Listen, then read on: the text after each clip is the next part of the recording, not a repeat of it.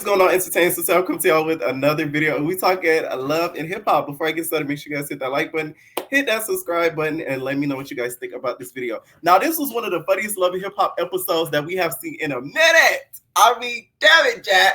Let me tell y'all something.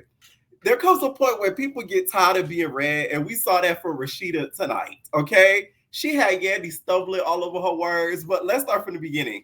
We see Scrappy meet up with Shakira. At this point, I feel like Shakira and Scrappy have conjured up a plan that Todd came up with for them to act as if there's cheating going on for their storyline to be more interesting. Because the fact that Scrappy brought it up so casually and carelessly, the fact that Shakira's going around saying that anytime he comes over, he's giving some of that pitnai, and she taking it up the punai, was kind of weird. It seemed like he didn't really care when it's like you in a whole committed relationship. Like, wouldn't you care about her spreading lies about you? But then again, the way he reacted was like careless. So it's given like conjured up, made up for storyline. Now, Shakira says, I'm not gonna lie, I wanna move back to New York.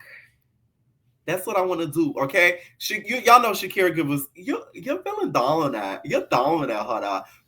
Shakira give us a little bit of that, right? Do I think it would be okay to do that? I feel like that's kind of unfair to Scrappy. Like, this is a newborn at this point, and you're moving to a whole nother state that he's no longer in. Mind you, you're complaining about how he barely sees the kids. What makes you think he's going to go up to New York every other week to be able to see a child when he lives in Atlanta full time? I feel like it's a little inconsiderate, and I don't think it's true, and I don't think she probably plans on actually doing it. And if she did do it, that's kind of effed up, in my opinion. Although she's not with him, I just feel as if you got to consider all parties. Y'all did both lay down and have a baby, so that's something she should have thought of before busting it wide open, okay? Now, Jessica and Jasmine meet up with Kirk and Rashida, okay? Rashida, this was your episode, babes, all right? She had her butterfly, what is it called? Butterfly locks in. Like, Rashida was really feeling her puss this episode, rightfully so, because I'm on Rashida's side when it comes to all of this stuff. Now, they start telling them, Kirk and Rashida, about how Yandy is trying to perpetuate the rumor that Jasmine was, messing around with Rashida.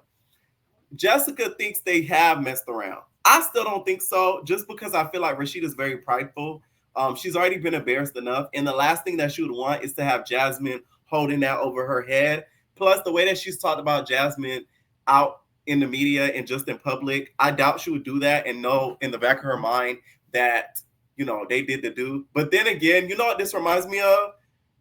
Stevie, Jocelyn, and Mimi. Y'all remember when Mimi hated Jocelyn's guts? The whole time they had a session together, and Jocelyn said, I licked all of your pearls. You get what I'm saying? Like, it may be a little bit of that. You know what I'm saying? But I still don't think so. I still do not think so. Jessica was clowning Yandy, basically calling her very delusional and how, she's a stupid bee. Love and Hip Hop, please bring back reunions, because one thing I don't like with Love and Hip Hop now, nobody has to stand on business until the next part B of the season if they film a scene together. That's really irritating to me, because then by then, nobody really gives a crap, and we have low-key all forgotten about it, instead of with the reunion where they really let their opinions be heard. That's really irritating to me, and y'all need to bring that back and stop being so cheap. The reason why they cut the reunion, y'all, let me get y'all the tea, is because the amount they get paid for the reunion and the actual season is separate. So that reunion negotiation, I guess, Viacom got sick of negotiating it with the cast, and they got sick of paying. So they some cheap hoes, thrifty, as Jocelyn would say. Okay. Now, Jock ends up meeting with the boys, Scrappy, Zane. Okay. And Jock says that Kendra keeps threatening for a divorce. Anytime something happens, Jock don't flush the toilet. She like, Jock, I want a divorce. You don't know how to flush the toilet after yourself. He leave the toilet seat up. Jaceel, I want a divorce. Okay, she keep threatening him, which, Jock, you kind of should have knew what you were getting yourself into when it comes to Kendra. She's an attorney, so she's always going to be looking at things in a logistic type of manner. So you set yourself up with marrying her, okay? Because she would be weighing probably the pros and the cons with being married to you still. And apparently some lady hopped into her DM and told her that Jock was in a Uber with some lady, Which, by the way, I think that's lies. You wanna know why? Because Jacques is the one driving the Uber. Y'all remember when Jacques was caught doing Uber trips, which ain't no shame in your game. The economy right now is nothing to play with. So I ain't even making fun of the man. But I do not think it's true. I think he was the one driving the Uber and there was a lady in the Uber. Okay? So I think the lady was a little bit confused as to what was going on. He was just trying to get some coin. All right? Now, Sierra and Carly end up meeting. Carly's offering Sierra her support. Y'all, Sierra is like an emotional wreck after all of the miscarriages that she has had.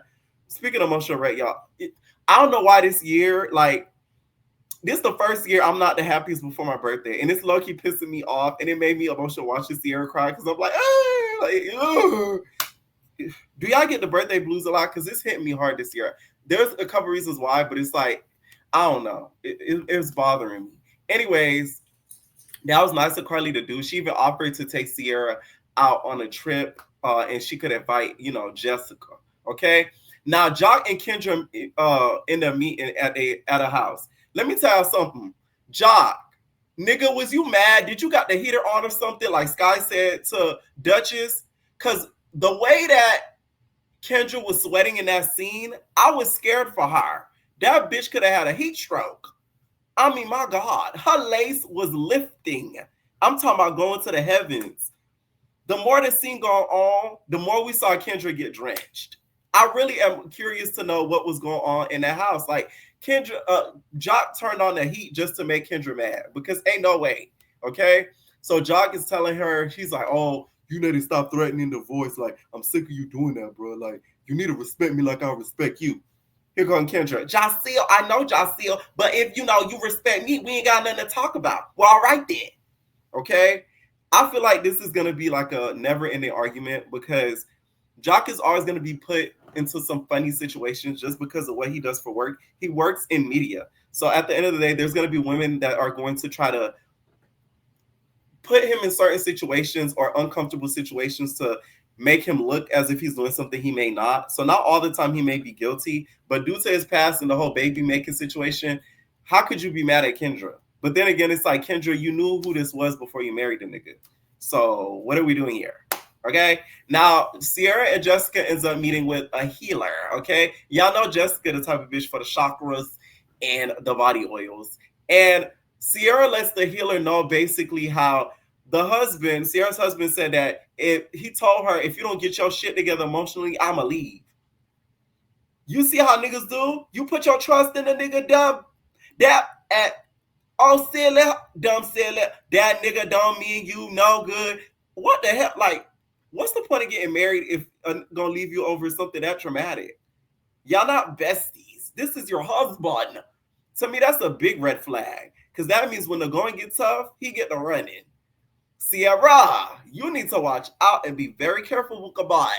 Because when she said that, I gagged. I'm like, she lost a whole baby. I get she was probably being extra emotional, but it's like, it's not like she's tripping over her business or something, like something very small. Like, she lost a whole baby. 4 at that. That's a lot. That threw me off. She started breaking down, and the husband did start to comfort her, and Jessica was there for her as well. The healer was basically telling the husband, like, hey, like, it needs to be a team effort. Like, you lost the baby too. It wasn't just her. Okay?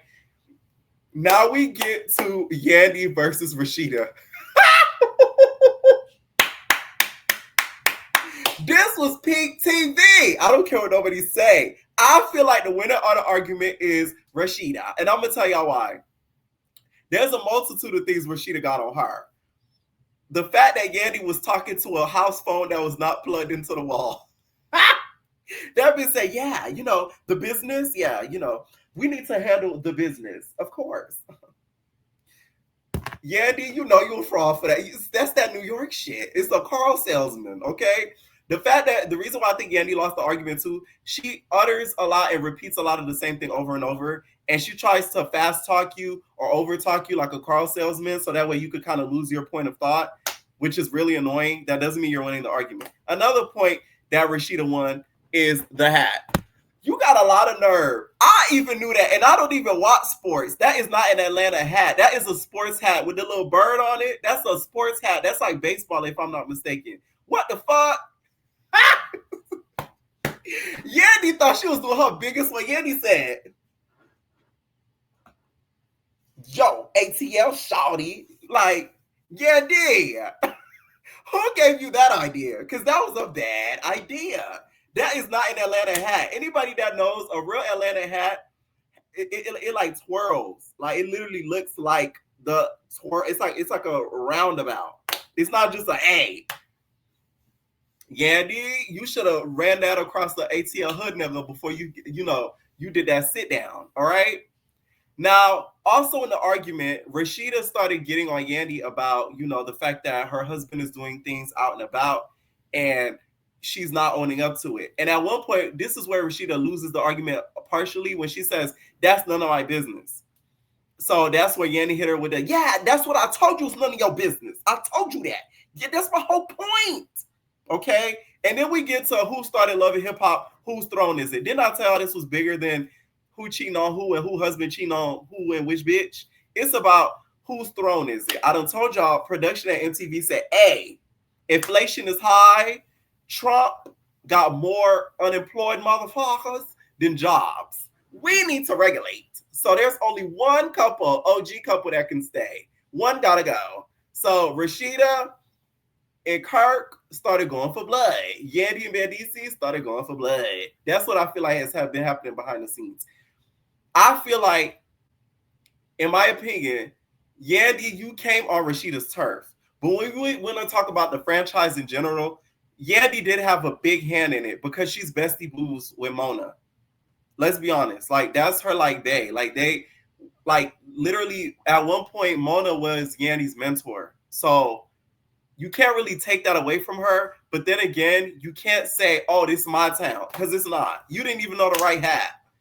You can't say that, though. You can say, this is my show, but you can't say, this is my shit. This my shit. You ain't Rory. You get what I'm saying? This my... You can't say that. Because Atlanta technically isn't yours. New York is yours. Now, Yandy posted a video where she was at an interview talking about producing and starting Love and Hip Hop and how she gave Mona an idea. I get that and all, but it's like you gave Mona a tidbit and Mona took it and ran with it. So clearly she kind of outsmarted you and took the idea and ran. Because you brought up Jim Jones. Another point where I feel like Rashida got Yandy, she said Jim Jones' assistant. I said, oh, child, Jim Jones somewhere watching like, okay. And Yandy, not Yandy, but Chrissy over there scratching her mouth, cackling. So I think Rashida won the argument. I'm sorry. I just think that Yandy tried to overtalk her and say certain things about the Kirk and Rashida, them cheating. This is public info. Like, you're not saying anything that's new. Yandy, you cheating with a London nigga. How come every time I go around my London Bridge when I go down the London, okay, you over there get your London Bridge taken down. That is new information. We didn't all know that. You know what I'm saying? Man, DC's full on lying around. We didn't all know that as of recent until as of recent. So it's like, to me, Rashida wins the argument because Yandy, you're using old regurgitated information. You're showing the bathtub thing as if we can't find that on YouTube and as if Bambi's not on the cast. Nobody cares anymore. I promise you. If Rashida, because I ain't leaving Kirk, what you want us to do? So that's why I think Rashida take the W. All right. It was very entertaining nonetheless. I'm glad the girlies did not put hands on each other. Okay. Y'all too old to be fighting up in the streets like that. No shade. And some tell me Rashida will tear you up, Yandy. That bitch got a lot of built-up anger, especially now. Especially her son facing murder. She ruled. She gonna tear you some nasty if you mess with her with this season that's filming. Let me know what y'all think down below. Who y'all think won the battle, Yandy or Rashida? Leave your comments down below, and we're out, babies. Wanna dance with a cutie in the pale moonlight? That's my duty. Shake toothbrush and fruity, sweet like candy ass. Make a pass for the booty. I fantasize interludes when I'm in the mood. See me in the news. No time to rewind when the baseline rides for two. Feel me in the groove. I rock on and on to the break of Chocolate, this my shit. What's up?